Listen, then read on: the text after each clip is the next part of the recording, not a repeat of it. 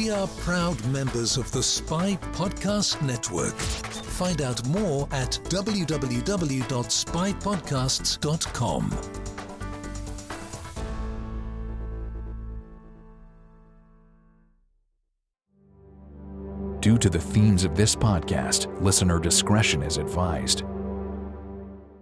From a security standpoint, the new center of gravity for a lot of Islamist insurgencies, one might argue, is actually no longer the Middle East, but sub-Saharan Africa. Lock your doors, close the blinds, change your passwords. This is Secrets and Spies.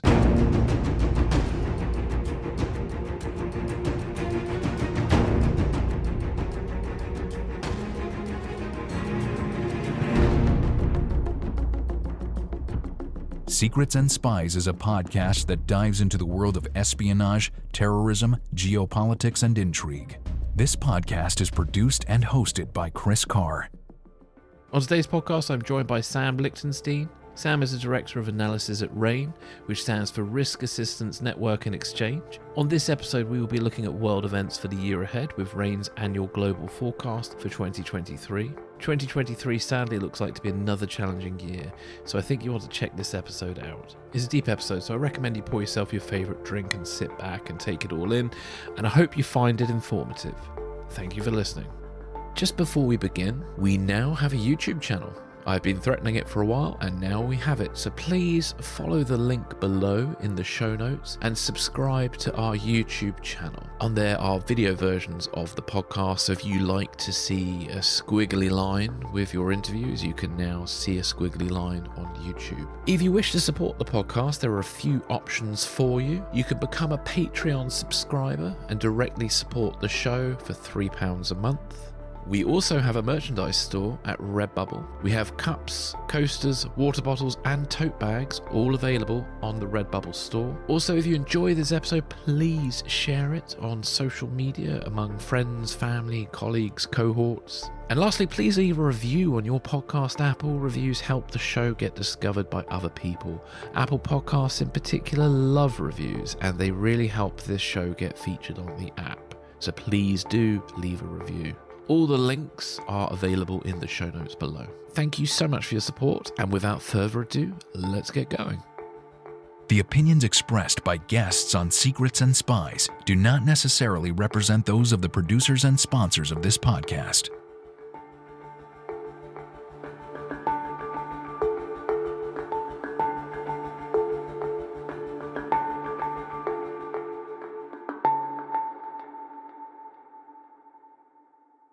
Sam, welcome back to the podcast. Thanks so much, Chris. Great to be here. It's good to have you back on. Just for the benefit of new listeners, please can you just tell us a little bit about yourself? Sure. So my name's Sam Lichtenstein. I'm one of the two directors of analysis at RANE. We are a risk assistance network and exchange, and we're a company that, of course, you've had us on very kindly to your podcast before to talk about our forecasts for the globe, to talk about individual topics. I know I spoke with you a few months ago about the impacts that the war in Ukraine was having on Russian intelligence in Europe, and really excited to be back with you. Yeah, well, it's great to have you back on. So, yeah, today we're going to talk about the RANE annual forecast for 2023, and just having a look through it myself, it sounds like this year is going to be quite a dramatic and seismic year in places. So I suppose before we dive into about the specifics of the forecast, can you just tell us a bit about how the forecast is produced and compiled? Sure. So this is something that RANE has been doing for many years now, and we produce an annual forecast and then 3 quarterly updates. Yeah. We also, just to have some extra fun, produce a decade forecast. So if you really want to talk about how to think through and scope things, that's a fun project. But obviously, we hope that all of our forecasts build on one another. And so the process really starts towards the end of the year, basically around October, November. Members of our team start brainstorming what are the key topics that we're going to be looking at, key countries, what are we really going to be dedicating our efforts to? Because it's not about capturing necessarily every event that happens, which would take far too much time and really just be impossible, but trying to actually look at the actual trends. What can we say more broadly that's of interest to our clients, and always thinking about the impact. So we'll have a number of brainstorming sessions. We'll have our analysts present their ideas, and we offer some group critiques to ask probing questions. Did you think about this? Why are you saying this and not that? Yeah. Then there'll be a round of writing that our team does that'll be commented on by other analysts. It'll go through a couple of review processes, and then we'll get together with our great production team to throw on some great graphics that can bring some of it to light. And then hopefully throughout the year, we can continually go back to that forecast and track how we're doing. And that allows our quarterly updates to make updates to that, as well as the individual pieces we, of course, publish every day theoretically should always be framing back to what did we say at the start of the year? How are we doing? Fantastic. So there's a big question, I suppose. Could you give us a sort of brief overview of what the forecast says for the year ahead? Yeah, definitely not easy to do in just one sentence. So hopefully your listeners will permit me just a couple of them. Yeah. But broadly, I'd say that this forecast for 2023 is super interesting because we really see the globe at an inflection point. When we look back at what happened in 2022, most notably, of course, with the Russian invasion of Ukraine, but a whole number of other global dynamics, we really see what we might call kind of the Western liberal world order really under siege. And this is, of course, a trend that's been going on for a number of years, be it with the rise of China, a number of middle powers, kind of the paralysis within global institutions like the World Trade Organization, the United Nations. But it really crystallized, of course, with the Russian invasion of Ukraine, bringing an actual land war back to Europe, something that we thought was not possible in the 21st century. And what we now see for 2023 is really a world out of order. And there's no clear path back to the Western liberal world order that really reigned since the end of World War II. And right now, the world is kind of in flux. There's a lot of uncertainty. There are a lot of shifting alliances, and that's creating a much more dynamic and, to be honest, very complex environment for organizations to navigate. Yeah, indeed. Are there any sort of global trends that we should expect to see in the year ahead? Absolutely. So the first one, of course, I mentioned is already this idea of kind of the world out of order. We're going to see the United States, as you've seen throughout 2022, increasingly try to marshal its Western allies, particularly in Europe, but also Canada, Australia, New Zealand, Japan, et cetera, and try to push back against this, what you've seen from Russia, China, a whole host of middle powers, including a number of key states like India, South Africa, that not necessarily moving towards a different camp, but also not willing to ally themselves very clearly with the West. A number of these states have very notably stayed neutral in the Russian invasion of Ukraine. And so one of the big trends that we're looking at is how both sides of this increasingly multipolar world react, because what we don't see happening is a return to kind of the Cold War-esque bipolarity. This is not necessarily a US versus Soviet Union redux. Instead, it's actually much more complex emerging multipolarity where you have a pole in the United States, you have Europe that, well, of course, much closer to the United States, is honestly pursuing a lot of its own policies. You have Russia, you have China, you have a whole host of middle powers, be they Turkey, even small Gulf states like the UAE that are significantly punching above their weight. And how they're kind of all navigating this environment is super interesting for those of us who like to look at these things. Yes. But also if you're trying to figure out how to navigate this world, it's very challenging. One of the other big trends that, of course, goes along with this is energy. Energy security is a term, I think, that re-entered the lexicon of individual people in 2022, and it's going to stay that way in 2023. We're going to continue to see a lot of disruption to energy markets, of course, based on the continuing Russian invasion of Ukraine, but also, for instance, as China's economy comes back online, you're going to see a huge uptick in demand for oil, gas, things that, quite honestly, had slumped in the past years because of zero COVID policy. Now that that's over, we're expecting, especially in the second half of the year, the Chinese economy to really be demanding a lot more of these goods. So that means that you're going to have increased global competition for oil, gas, other energy products. And of course, that has really impacts on everyday lives. I mean, you've seen, of course, particularly in Europe in the past few months, a huge spate of strikes and other labor actions that are related to the cost of living. And the most important thing right now that's driving that cost of living crisis is energy.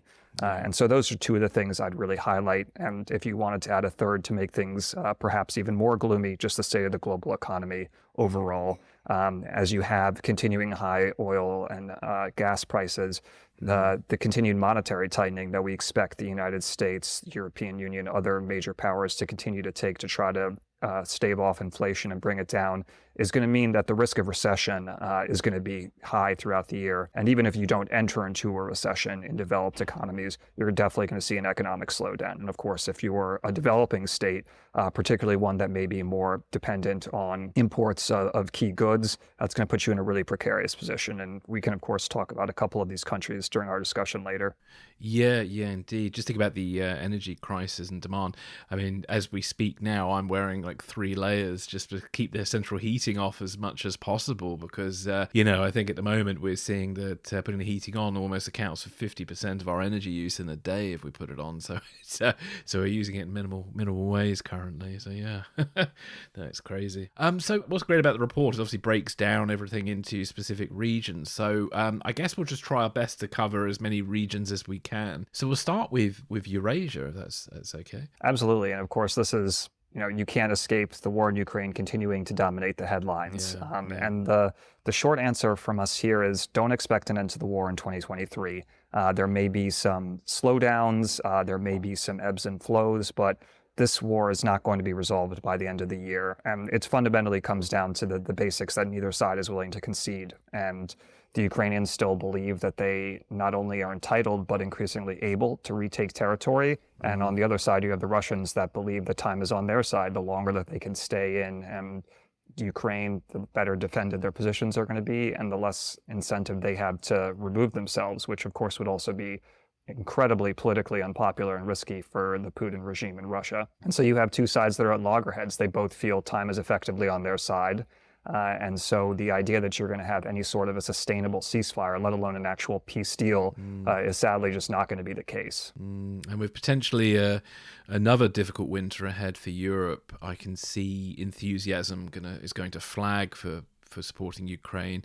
And also, I suppose, with the presidential elections of next year in 2024, I think you're going to see, I don't know whether Russia's going to intentionally try and keep it going for as long as possible to get into those areas. I'm not sure. Yeah, and we can certainly talk about some of the ripple effects of the Ukraine conflict in Russia and Europe when we get to those sections, because of course, I mean, we were talking on our analytic team a few weeks ago about the importance of us looking at all these global topics from various perspectives. I mean, the Russian buildup in Ukraine was a problem for our Eurasia team until February 24th of last year. And then the day after, it suddenly became a problem for everybody because of the just immense way that it ripples through politics, economics, security, energy, technology, the environment. You really can't escape, sadly, the impacts that this conflict is having. Yeah, indeed. And how is Putin's sort of popularity doing in Russia at the moment with regards to the war? Yeah, as much as I'm loath to say it, President Putin does not really face any significant challenges to his power. Now, we of course see a lot of media stories that I'm sure are sourced accurately talking about disgruntlement, et cetera, but the simple fact remains that he has a very effective grip on power, and there's no plausible alternative. And so if you even kind of conceive of what might cause that, sure, we can talk about some of the indicators. For instance, if Russia were to actually lose Crimea and the Ukrainian forces were able to take that back, so territory they had lost to Russia in 2014, that would be a huge setback for Russia. But it's also one that we see as incredibly unlikely. And Putin has effectively weaponized this war, not of course only in Ukraine most directly physically, but also for domestic political and economic reasons to basically just increase his central control of the government. And so we don't see there being any significant challenge to his power base. And, I'd also offer the idea that if there ever were to be one, it's actually probably more likely to come from more of the hard right conservatives that don't feel he's gone far enough than it is from kind of the liberals that may be more inclined to negotiate an end to the war. So for those of you out there who, like me, are of course aghast at Putin, I might also offer the idea that merely changing him actually can make things worse. And so it's a situation we, of course, monitor very carefully because obviously Putin has true central personal control of what is going on. But at the same time, we don't see him being forced to exit anytime soon. No. Is there anything else on Eurasia you'd like to add before we move on to Europe? No, of course, we could go into a whole lot of topics, but for the sake of time, I won't bore everyone with everything in there.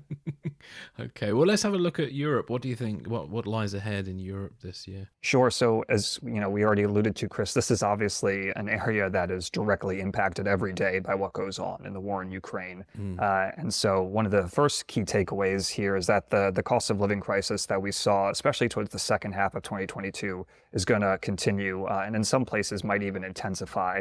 I will say some very good news for Europe that is worth saying very clearly is that there's been a very mild winter. Europe has done a great job stockpiling energy supplies. More supplies will start to come online towards the end of this year, though admittedly not really until 2024 as much. But the cumulative effect of these policies has been that the energy crunch that we were extremely concerned about and is still a major risk has definitely gone down a bit. And so we're not as concerned that there is going to be a major disruption, say, to natural gas. There will continue to be struggles. Obviously, Russia could really do a number of things that would make things worse. However, Europe has actually been both lucky and good in its policies over the past year, and so that will help to some degree. But even so, as I mentioned, the impact of inflation is going to linger. And there are a number of particular flashpoints that I mentioned. Most importantly and most immediately is in France. One of the things that we put in our forecast was that France was going to face an exceptionally tough year driven by President Macron's very controversial pension reform.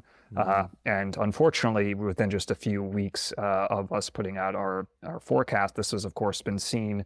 You've already seen the start of mass demonstrations against this. And so that type of labor activity, particularly in France, is going to remain, at least for a number more months. The French government wants to wrap this up by the middle of the year. So there is kind of a proverbial end date, but that doesn't mean things are going to be any easier anytime soon.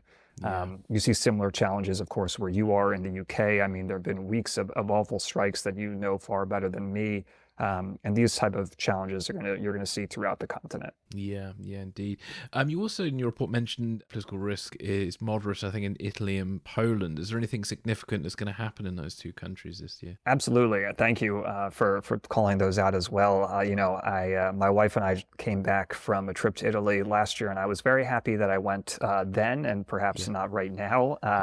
Of course, Italy made huge news last year because they elected a far-right government, which was seen as, at a minimum, I would say, controversial. But it was also one of kind of the lesser stories that I think you're going to see play out this year is that it's also a very big tent. It's made up of a lot of kind of disparately ideologically motivated people and parties. And while they can kind of be put under this right wing, or even for some people, extremist for certain people that are associated with it, overall, it's a very big tent. And so you're going to start to see real fissures there. It's going to challenge policymaking. And of course, Italy is one of those countries, unfortunately, you always have to worry about from an economic perspective, whether it's able to keep its debt load and burden in check. And so whenever you think about a global economy that's going to be risking recession, for Europe, really the first country you think about is what that means for Italy. And so you're going to start to see some of these pressures emerge. And then in Poland, we're likely to see a general election sometime before the end of this year that's really going to pit this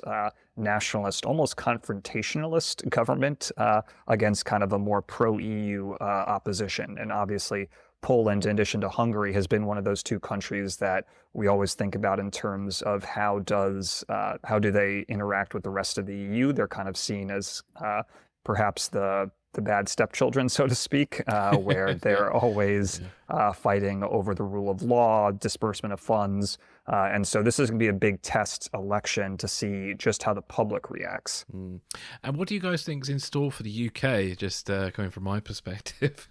Of course. Well, first of all, for your sake, I hope there's less political turnover. Obviously, a number of wild weeks in the UK last year. The big story and the question that we get a lot from our clients is what is going to happen in the standoff over the Northern Ireland Protocol. And the short answer from us is this is going to be an incredibly complex situation. However, the incentives for London and Brussels to come to some sort of accommodation are high. And so we do feel that the two are going to be able to have some sort of solution here, even if, to be candid, it's a bit of a fudge. But the UK and the EU don't want to have this continue to be a problem for either of them, particularly as the war in Ukraine goes on. This is an issue they would really like to put behind them. And hopefully with the now multiple successive changes in the UK government, they also can't risk, having this fester. And the last thing that Prime Minister Sunak needs is some sort of major trade war with the EU while he's confronting all these problems at home. So we feel that the chances of an agreement to, if not fully settle, at least paper over this are quite high. I also noticed in the report there was some talk of maybe sort of slightly more positive relations with the EU that could lead to rebellion within the Conservative Party. I don't know if there's anything on there you wanted to add. Yeah, this is going to be another tough year, I think, internally, soul searching for the Conservatives. I certainly hope that Prime Minister Sunak is able to stay in for at least a couple more weeks to outlast some of his predecessors. But the mix of what he's going to be forced to do, which is effectively hike taxes and improve relations with the EU in order to maintain any sort of modicum of political and economic stability.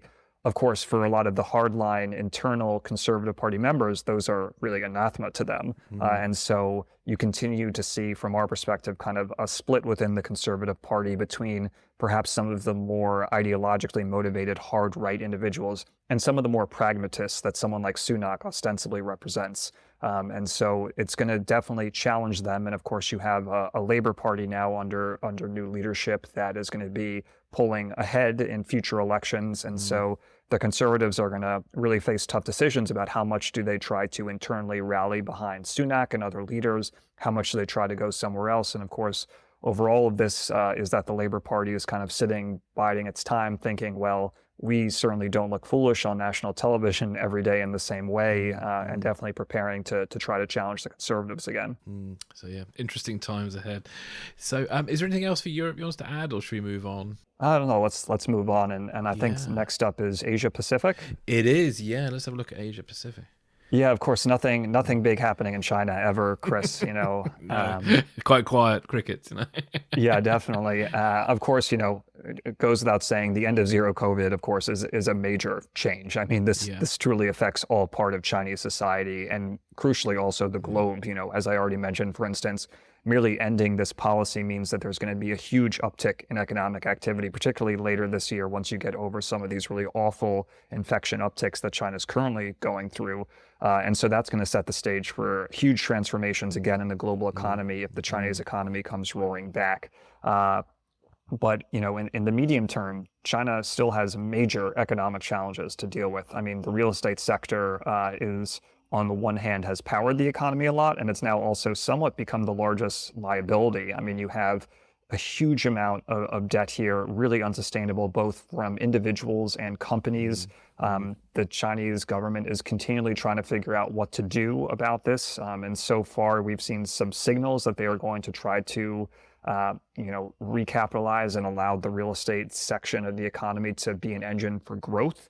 But they're also risking, in doing so, kind of letting these debts accumulate, and that's not going to weigh on the economy very well.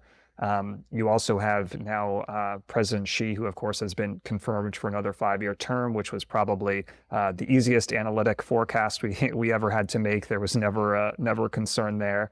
But it also means that with him in power, he's now effectively surrounded himself with, what you could call yes men.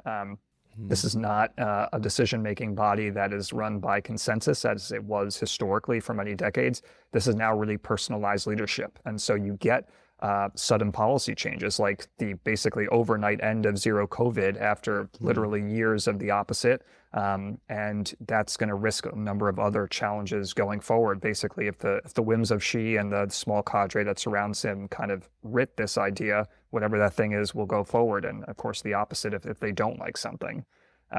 One thing I do want to talk about is Taiwan, because of course, you can't, talk about China without, unfortunately, nowadays also talking about the risk of conflict in Taiwan. And the short answer for us is you're going to see a lot of bluster, but this is not the year for the Chinese invasion of Taiwan. We actually don't foresee that as likely for a number of years, driven by a number of considerations. First thing, Chinese are not looking to rock the boat, so to speak, before they're eminently prepared. They see what's happened in Ukraine when you go in and you're not prepared. And so they know that they still militarily have things that they need to advance on just to make it kind of operationally successful. And that also that they would prefer to be better insulated against what would be the obvious global blowback in terms of sanctions before they were to do this. So we don't see it as likely as this year. We don't see it likely for a number of years. And, we want to make that obvious. That being said, that doesn't mean that the risk is not going to be ever present. I mean, just a few days ago in the U.S. press, we got reports of the new House Speaker, Kevin McCarthy, planning a trip to Taiwan. And we know what happened the last time after previous Speaker Nancy Pelosi did in August. You, of course, had this true firestorm of military exercise from the Chinese government nearby in the waters. You have a huge number of planes going through Taiwan's air defense identification zone. And so one of the things that we're looking at is if the U.S. House Speaker goes, are we now establishing a precedent where basically you get in kind of these tit for tat cycles where every high profile U.S. leader now needs to go for kind of domestic political reasons, show their solidarity with Taiwan, be anti-China, and the Chinese respond in kind with massive military exercises. And of course, that might not lead to immediate invasion, but it also really increases the risk of miscalculation, setting up these new precedents. Yes. So what's the situation going to be with Korea and Japan as well? Yeah, from the U.S. perspective, Chris, I think if a lot of our defense planners had a wish list, high up there has got to be that Japan and South Korea bury the hatchet to jointly confront China. Yeah. These are two U.S. allies who simply, for a variety of very deep historical reasons, do not get along. Obviously, the legacy of Japanese colonialism, militarism in the region is very strong in South Korea, and the two governments tragically still continually are at loggerheads over their ability to work together, particularly in the military field. It's a very sensitive topic in both areas. And what you've seen already this year is huge investments by the Japanese in rebuilding their military structure. Of course, these are going to play out over a number of years. This is not like an immediate transformation, but Japan is taking on a lot more responsibilities, something that the U.S. has long advocated for. And you're hoping from the U.S. perspective that they can start to reach some sort of greater accommodation with the South Koreans, but this is going to be kind of a continual push and pull over a number of years. And, to be from a personal perspective, I would say, unless both of them truly feel like the existential threat of China is so much greater than their historic challenges, you're still going to see tensions between Seoul and Tokyo. Yeah.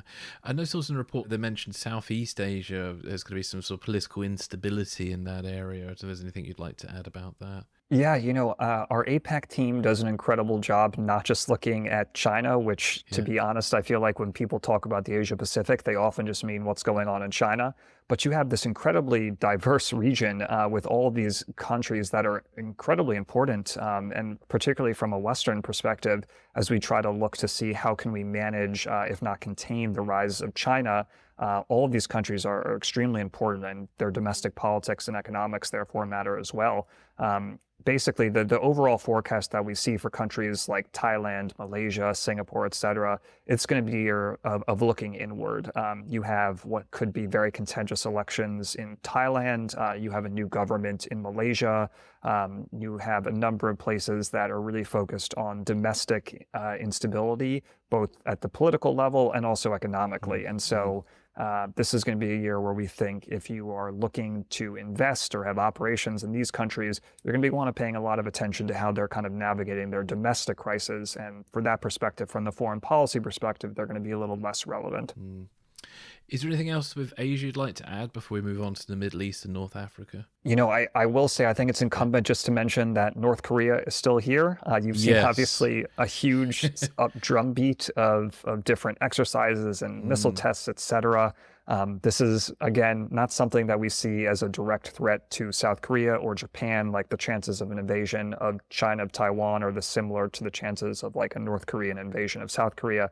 It's not in the cards. However, as North Korea continues to kind of expand its military capabilities and really test out these new options for deterrence, of course, they are not seen as deterrence by South Korea, Japan, the United States. They're seen as very aggressive, and that's going to keep tensions quite high And we're, of course, also monitoring the risk of another nuclear test, which would be the first in a number of years. That's something that's definitely in the cards for 2023. Yeah. You sometimes get the feeling that North Korea just doesn't want to be left out, so it has to fire a rocket every so often just so people remember them. Yeah, I struggle to think what it must be like in Kim Jong-un's brain, but you do have to wonder sometimes just how much it's attention setting versus actually military capability. And we do actually think that despite perhaps what we might not like to think, there is quite a bit of calculation to what they do in terms of trying to test out capabilities to know that, okay, this works, I can now use this. But it's hard to also not think through the kind of cries for attention and reminders that they matter. Yeah. And I think, am I right in remembering North Korea is involved with sort of arms dealing to countries like Iran and also Russia and things like that? Absolutely. There have been a lot of reports that the North Koreans are actually shipping different weapons and artillery and shells to Russia to fight in Ukraine. And if, that wasn't interesting and concerning enough for you, North Korean hackers, from a cyber criminal perspective, are truly prolific. I mean, of course, we hear and are concerned most about what Russia does in cyberspace, just given the dynamics. But you've seen a huge amount of cybercrime executed by North Korea over the past year or two, which of course makes sense for a country that desperately needs cash and doesn't really have any other ways to get it. But stealing, millions and millions of dollars. And for as a country like North Korea, that's a huge deal of money. And so you can also expect to see more of that cybercrime that, of course, affects everyone. This is one of the reasons that even if you don't particularly care from kind of the nuclear perspective, people should watch out from that perspective. Yeah, that's good. That.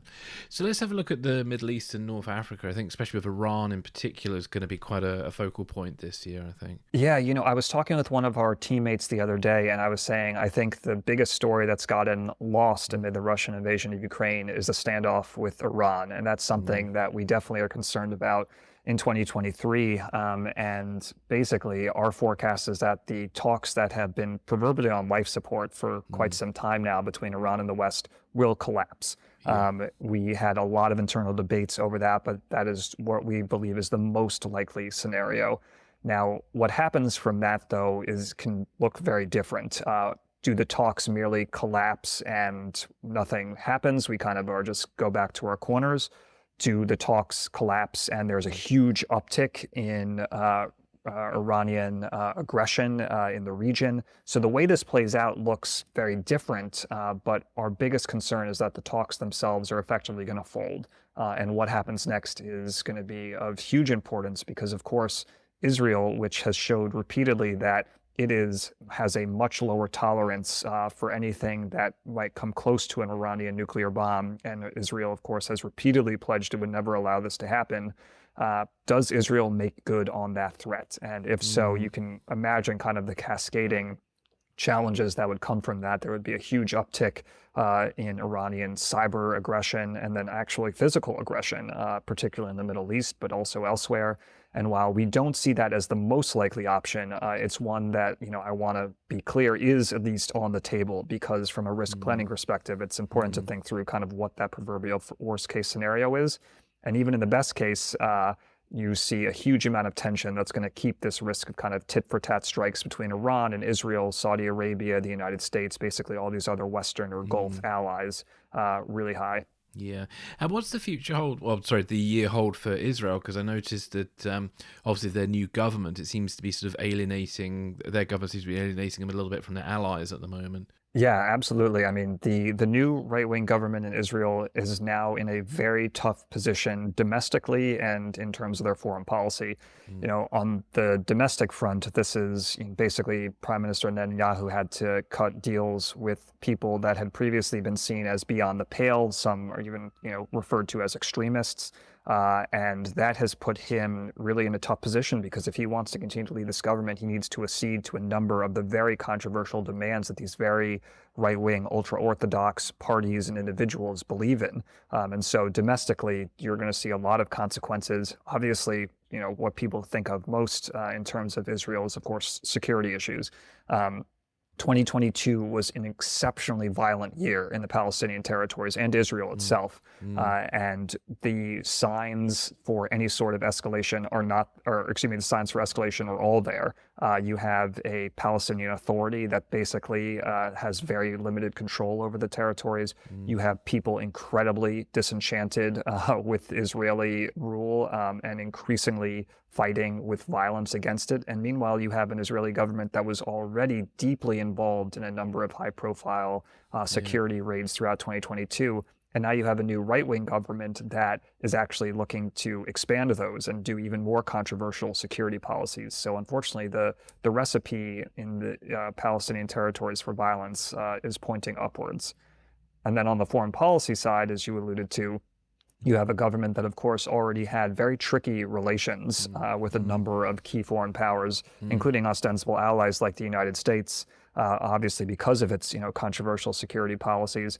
Now you have a right-wing government that is kind of doubling down on them. What does that do reputationally in the United States? And then also really crucially, Chris, for all of these Gulf states that have started to normalize relations with Israel, I mean, you would now have the opening of diplomatic relations with countries like the UAE.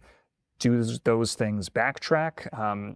The big question is Saudi Arabia ever going to normalize? And I would suggest that under this right-wing government, it's going to be a lot harder to do so just from a reputational standpoint. Yeah. Can you talk to us a little bit about what's in store for the Gulf states this year? Because there was some interesting stuff. Yeah. So the Gulf states, obviously most recently seen with Qatar with the World Cup, have really started to generate a large amount of outside attention. And they are going to continue that theme in 2023. So the UAE is going to be hosting the COP28 climate conference. So we saw COP27 last year in Egypt. The UAE is now going to be our host next fall. Of course, this is very interesting because you have a country that is a big energy producer that is leading a conference that is ostensibly designed to wean ourselves off of hydrocarbons and into green energy. And so there's going to be a lot of interesting, I would say, commentary about that dichotomy, just as Qatar suffered from a lot of media scrutiny, for instance, over its treatment of foreign workers, conservative social policies, et cetera. But what you will see from states like the UAE, from Saudi Arabia, et cetera, is increasing kind of drives to diversify their economy, get investments into the green sector. They may be reaping a huge windfall from high energy prices right now, but they also know that the transition is happening and that if they are going to have any economic future, they need to start courting investment into other types of energies, particularly green technologies. No, definitely. And one last look at just Turkey. There's some interesting sort of things going on with Turkey this year. Oh, yeah. Turkey, as I believe actually was on the cover of The Economist, if not last week, then the week before, has a crucial election this year. The short story here is you have President Erdogan, who has basically now created a presidential system very centralized around himself, and his AKP, Justice and Development Party, that are kind of fighting for their political lives. The economy, thanks in no small part to Erdogan's what I would call charitably highly unorthodox economic thinking around inflation and interest rates. Some might say deliberately horrific from that perspective. You have an economy that's really struggling. People's cost of living has shot up and their savings have shot down as they can effectively just buy far, far less with the money that they have. You also have Turkey that's increasingly making sounds about expanding militarily again into Syria to fight Kurdish rebels there. And so it's a very challenging year for Turkey. And this election that's right now scheduled for May is going to be a crucial test. And it's really going to see, is this centralized AKP-led and really personality-led by Erdogan government able to survive? Or do you actually have opposition parties that really have been clamped down upon and literally have leaders that are imprisoned by Erdogan's government? Are they able to somehow muster enough support? And elections in Turkey may not be ideal, but they are generally able to see opposition people win if there truly are enough momentum behind them. And so this is not kind of a foregone conclusion, like you might say in Russia, where, like, let's be real, there may be a quote unquote election, but there's no question who's going to win. In Turkey, Obviously, the government has hugely tilted in its favor, but there is an opportunity here for the opposition if they're able to coalesce. Yeah, thank you for that. I'm just looking at the time. I think we might need to just pick one out of South Asia, Americas, or Sub-Saharan Africa. Which one would you pick if you had to? Crystal, that's an unfair question. I'm gonna frustrate someone. I will make a call though. Obviously we talk a lot about intelligence on your show, and so I would go to actually Sub-Saharan Africa, because I think one of the huge stories of 2023 that really draws on what we saw in 2022 was the expansion of various jihadist insurgencies across the Sahel. From a security standpoint, the new center of gravity for a lot of Islamist insurgencies, one might argue, is actually no longer the Middle East, but Sub-Saharan Africa. And you can actually count me as one of those people that would say that. As you saw, Islamic State, Al-Qaeda, other terrorist groups really take a beating in their traditional heartland in the Middle East.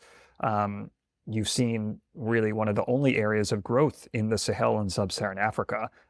You have a diverse set of groups here, some of which are linked to Islamic State, some of which are linked to Al-Qaeda, some of which are wholly independent, some of which I would say are quite fluid, but they all share a general antipathy for the current ruling governments in these countries, certainly for Western influence, and the continual expansion of these jihadist insurgencies further towards literal West Africa along the coast is a trend that we are really concerned about. And even just the other day, right before we hopped on to record this, Chris, you may have seen that the government in Burkina Faso has demanded that French forces leave the country within a month. And this is, of course, coming after Mali did the same thing to French forces last year. And notably, you now have Russian paramilitaries that have entered into Mali, the Wagner Group. There's already been accusations floating around that they may already be in Burkina Faso or could come into Burkina Faso. So there's also a very interesting dynamic kind of at a geopolitical level for influence in the region.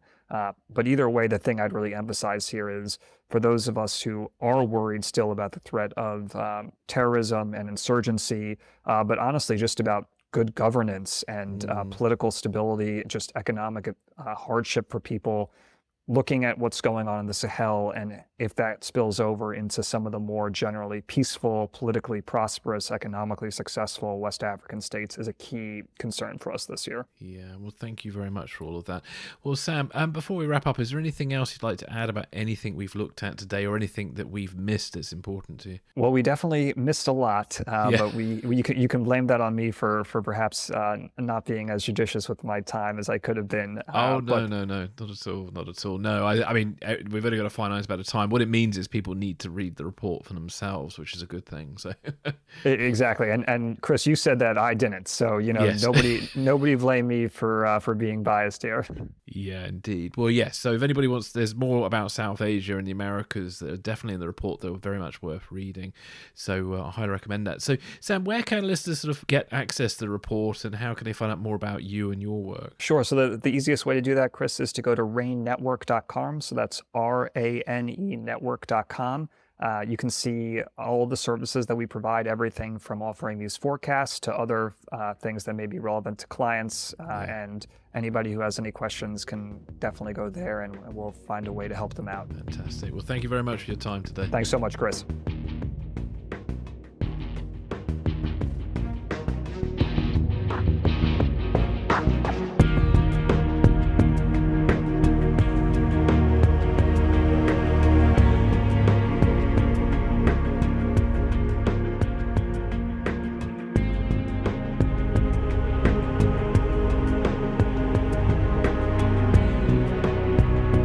Thanks for listening. This is Secrets and Spies.